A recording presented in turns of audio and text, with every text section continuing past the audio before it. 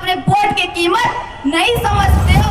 अब समय आ गया है कि बहुजन राज स्थापित किया जाए, बहुजन समाज स्थापित किया जाए और दिल्ली की गद्दी पे नीला झंडा लहराने का समय आ गया है। तो साथियों, एक बनो और दिल्ली की गद्दी पे नीला झंडा लहराओ। और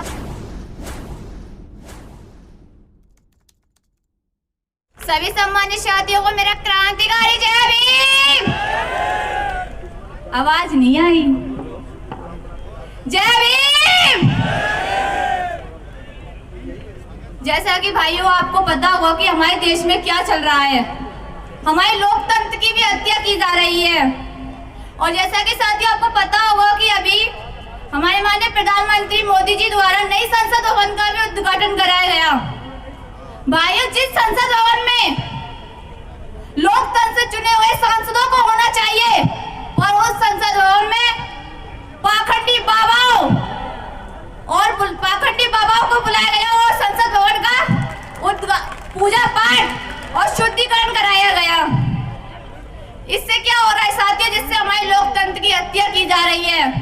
और एक और बात साथियों, जैसा कि आपको पता होगा कि एक और अपमान हुआ हमारे आदिवासी समाज का भी अपमान हुआ। हमारे राष्ट्रपति जी को इस संसद भवन में नहीं बुलाया गया उद्घाटन में। क्यों? एक और जी हम बोलते हैं कि हम हिंदू राष्ट्र बनाएंगे, जब हमारे सम्मान के और हमारे अधिकार की लड़ाई की बात आती है तब हमें दलित, अछूत और आदिवासी कहकर अपमानित करते हैं ये लोग। ऐसा क्यों हो रहा है और आप लोग कब तक सहन करते रहेंगे इन मनुवादी सरकार का? साथियों, ये संसद जो होता है ना, ये एक संविधान का हिस्सा है। और ये लोग, ये मनुवादी सरकार, ये बीजेपी सरकार हमारे संविधान को खत्म करना चाहती है।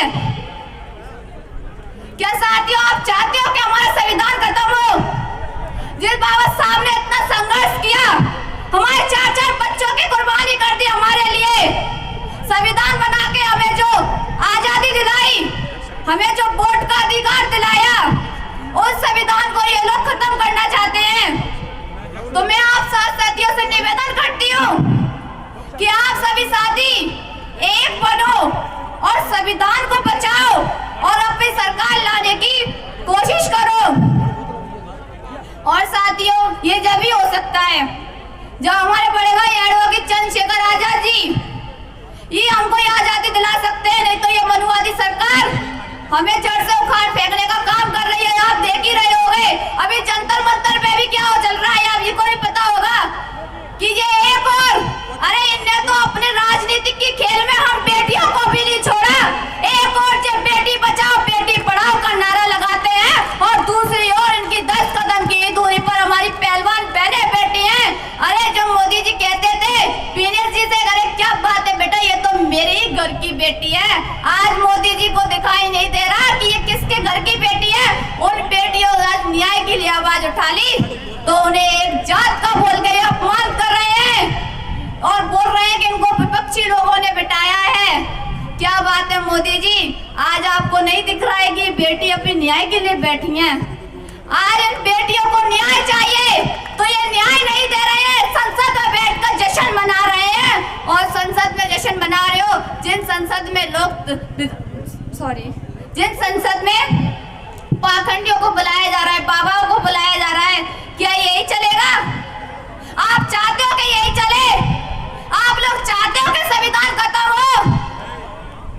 तो साथियों, अगर आप ये नहीं चाहते हो तो मेरा आपसे निवेदन है कि आने वाले चुनाव में हमारे बड़े भाई एडवोकेट चंद्रशेखर आजाद जी को विजयी बनाने का काम करें।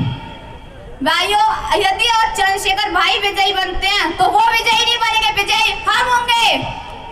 साथियों, जब तक हमारी सरकार नहीं आएगी ये लोग हम पे ऐसे अत्याचार करते रहेंगे। और राजस्थान में तो आए दिन मैं देख रही हूँ, कभी किसी भाई के साथ अन्याय हो रहा है तो कभी किसी बहन के साथ अन्याय हो रहा है।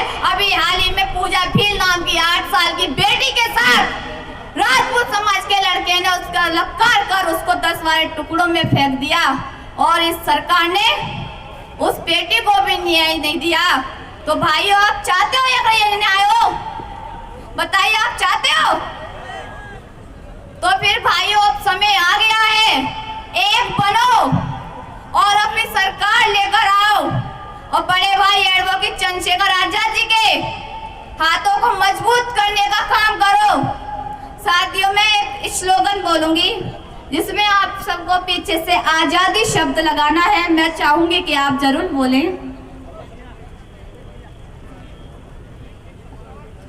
मनुवाद से लेकर रहेंगे हम आजादी, ब्राह्मणवाद से लेकर रहेंगे हम आजादी, छुआछूत से लेकर रहेंगे हम आजादी, पाखंडवाद से लेकर रहेंगे हम आजादी, संकल्प हमारा आजादी, क्या चाहते हैं हम? आजादी, बच्चे मांगे आजादी, आजादी, अब तो माता भी मांगे आजादी, आजादी, पुरुष भी मांगे आजादी, तुम जेल में भी डालोगे फिर भी लेके रहेंगे। आजादी, ये बीजेपी और कांग्रेस सरकार से भी लेके रहेंगे। आजादी। साथियों, ये आजादी और ये स्लोगन हमारा तभी पूरा हो सकता है जब हमारे बड़े भाई एडवोकेट चंद्रशेखर जी सत्ता में आएंगे और हम लोग सत्ता में आएंगे। जब ये हमारा स्लोगन पूरा होगा तो मेरे भाइयों, आपसे निवेदन है कि प्लीज आने वाले चुनाव में बिकने का काम आप ना करें।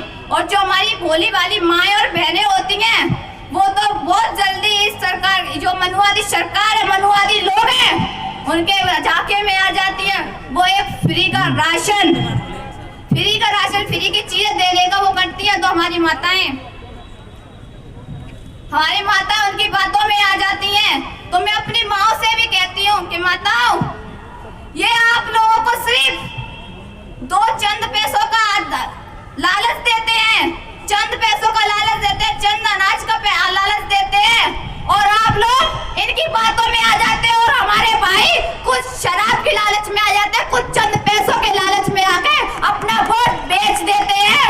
अरे मेरे भाइयों, आप वो वोट नहीं बेचते, अपना ईमान बेच देते हो और 5 साल के लिए मनुवादी सरकार के गुलाम बन जाते हो। आज जो आप अत्याचार सहन कर रहे हो ना, ये आपकी खुद की वजह से करते हो, क्योंकि आप अपने वोट की कीमत नहीं समझते हो। अरे मेरे भाइयों, उनके संघर्षों को पढ़ो, हमारे बाबा साहेब के संघर्षों को पढ़ो। आज एक बात और मैं आपसे बोलूंगी कि जो हमारे बाबा साहेब जब संसद में गए, संसद से बाहर आ रहे थे तो बाहर कांग्रेस के एक नेता आचार्य कृपलानी जी उनसे मिलते हैं और कहते हैं हमारे बाबा साहेब से, क्या बात है अम्बेडकर, आज तो तुम बड़े खुश नजर आ रहे हो। तो हमारे बाबा साहब ने कहा कि हाँ, मैं खुश हूँ क्योंकि अब राजा रानी के पेट से नहीं, मतदान की पेटी से पैदा होगा। तो साथियों, और बाबा साहब ने ये भी कहा कि आज वो वोट का अधिकार, हक और अधिकार मैंने अपने पूरे बहुजन समाज को, जो मेरा 85% बहुजन समाज है, मैंने उसको दिलाया है। साथियों, तो इतने में आचार्य जी बोलते हैं कि अम्बेडकर, तुम ज्यादा खुश मत हो, क्योंकि ये तुम्हारा समाज है ना, ये कुछ चंद पैसों में आके, लालच में आके बिक जाएगा और तुम्हारी समाज का वोट हम खरीद लेंगे और हम फिर से अपनी सरकार बनाएंगे। तो बाबा साहब ने कहा, हाँ मुझे पता है कि मेरा जो समाज है वो लाचार है, बिका हुए बिक जाएगा और उसका वोट तुम लोग खरीद लोगे। पर जिस दिन ये मेरा समाज, जिस दिन ये मेरा बहुजन 85% जो मेरा बहुजन समाज है जाग गया ना, उस दिन सबसे बड़े भिखारी तुम नजर आओगे, मेरे समाज के आगे पैरों के आगे गिड़गिड़ाते नजर आओगे। और तुम, जिस दिन मेरा ये समाज जाग गया ना, उस दिन ये मेरा समाज तुमको ये भारत से फेंकने का काम करेगा।